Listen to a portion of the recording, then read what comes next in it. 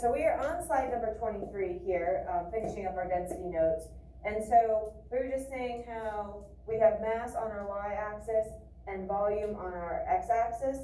And so we can find density by using this graph because it has the variables that are in our density equation. It has the mass and it has the volume. Okay? So any point along this line is going to have the same, represent the same density. So if you find it from 120, 100 divided by 20 is 5. 150 divided by 30 is 5, right? So that doesn't change. Any point on the same straight line. So really, what we are doing is finding slope. Anybody remember the slope equation? That sounds familiar, Hannah? Rise over run. So your rise, your y, over your run. I always think you rise up and then you can run. You can't run unless you rise up first, right? Okay, so slope is rise over run. There's a lot of different ways to think of it, and we're going to go through a little cheat sheet. Thank you. I think notes. We'll go with that. So our rise is mass and our run is volume. Mass, volume, rise, run. And so we see those in our density equation. So anytime you have a density graph where mass is your y and volume is your x, which that's the way it should almost always be, you're going to be able to use the slope to find the density. Okay, so we're going to take a look at this one. We're going to calculate the density from the graph on the right here.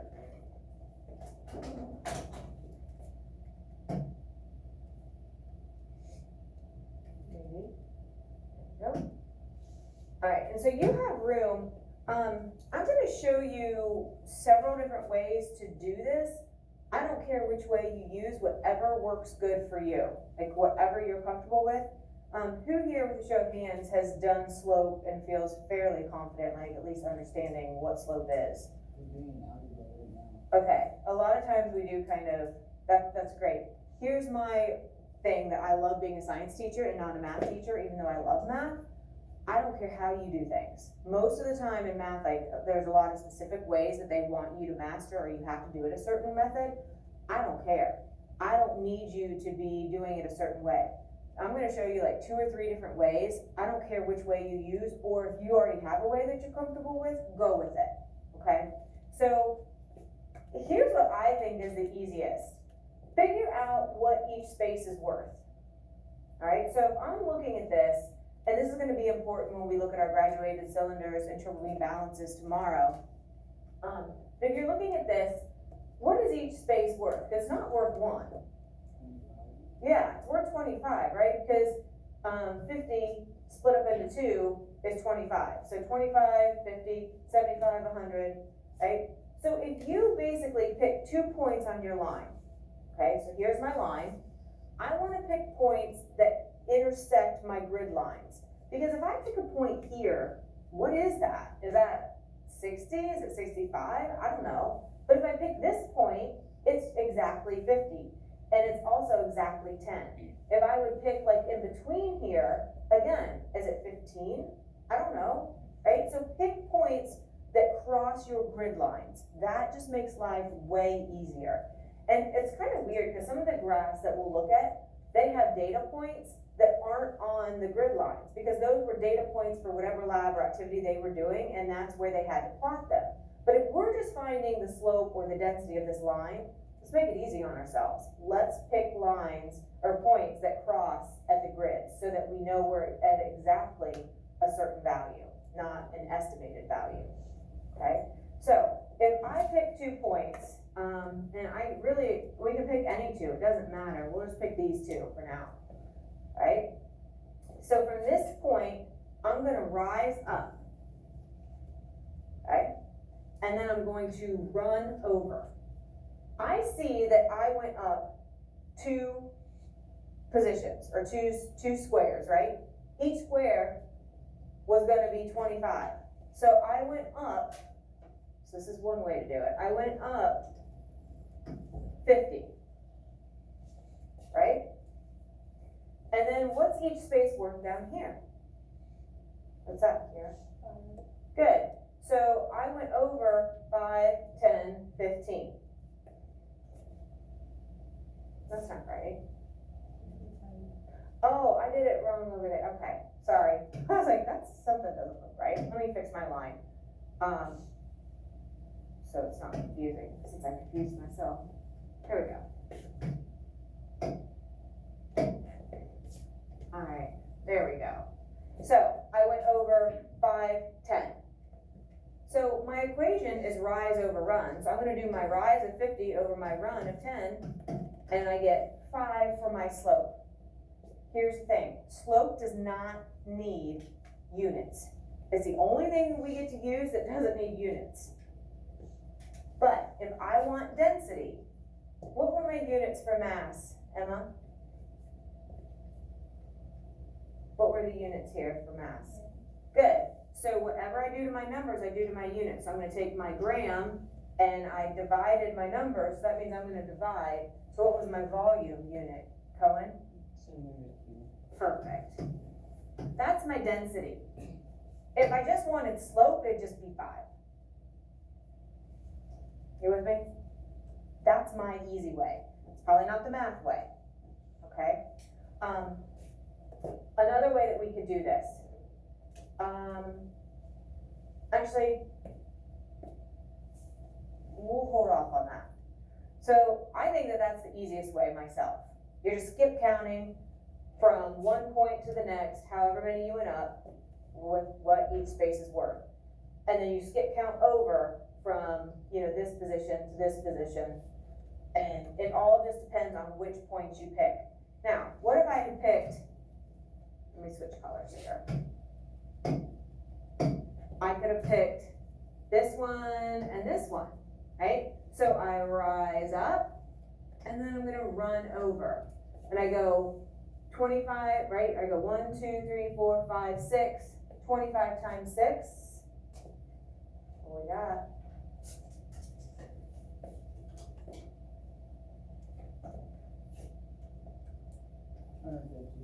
Okay, so we have 150 was my change or my difference. We could also look at it like this, right? This is really like 175, and this was 25. You could also think of finding that difference or that change, and we'll look at that in a second.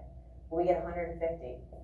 Then I go, each space is 5, so 5, 10, 15, 20, 25, 30. I do that division, I still get 5. My units are still grams per centimeter cubed, because it's a straight line. If it wasn't a straight line, then you might be getting different densities because the slopes would be different. You guys with me there? Okay, I think that's the easiest way. I'm going to show you a couple other ways in a minute when I give you your cheat sheet. Okay, now, these graphs can give us some information without even calculating the density. It can tell us which things are most dense or least dense. Think about what slope really means, right? If you think of like the slope of a hill, it's like how steep is it? The slope of the pitch on your roof, right? Some roofs are real steep, some are real sloped, real narrow, real low, okay? Same thing with these lines, right? This one's not very steep, this one's really steep. Which one do you think is going to have the greatest density? Miguel, what do you think? D? Okay. Anybody else think something different? Let's check them out. Let me use my green here. So if I pick a point on line D, actually I have to pick 2 points, right? So it crosses the grid here, and it crosses, I'm going to keep them kind of close because these squares are small. Right? So if we go up, and if we're just let's just kind of look at this, because we're gonna do a ton of examples, and this isn't the greatest graph to use, because everything is so small. If you look here, we're going, each space is, you have 1, 2, 3, 4, each space is gonna be worth 0.5 of a gram. So we're at like 2.5 grams, right? And so we're going to rise up, and then I'm gonna run over. Okay, so I went 1, 2, 3, 4, 5, 6. I went up 6, so this was 3 grams up, right? And then I'm gonna run, each space again is worth 0.5. So I ran over 1, 2, 3, 4, 5, 6, 7, 8. So that has a slope of 3/4. Okay, you don't really even need to reduce slopes to like 0.75 to the decimal. You can just leave it as the fraction. Let's try the slope of the most opposite of D, which is A. So let's try, there's a point there that crosses, and this looks like it crosses there as well. So I'm gonna rise up, and I'm gonna run over. So I went up 1, 2, 3, 4, 5, 6, 7, 8, 9, 10, 11, 12, 13. So what is that, 6.5? Because each space is worth 0.5. And then I went over 2 spaces, which is 1. So you end up, and if we wanna look at it comparatively, I mean, that is 0.75, and this is 6.5. Which one is bigger? Which slope is greater? The 6.5. So guess what? That matches line A, right? That's line A. Whatever is the steepest is going to be the greatest slope, which then means it's the greatest density if we're doing grams divided by volume, or excuse me, mass divided by volume. Okay? So from now on, when you see the steepest, that is the most dense. When you see the one that is the most slanted, right, closest to horizontal, that's gonna be your least dense. Just kind of wanted to prove with the math why that is. Okay, so the greatest density is gonna be A. Reason, steepest slope.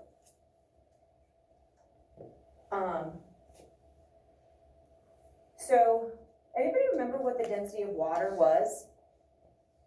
It had a very specific, very easy number to remember. Yeah, I don't remember it. You don't remember? Somebody look. It's there. What's the density of water? It's a constant. It's always going to be this. I almost slipped and said it.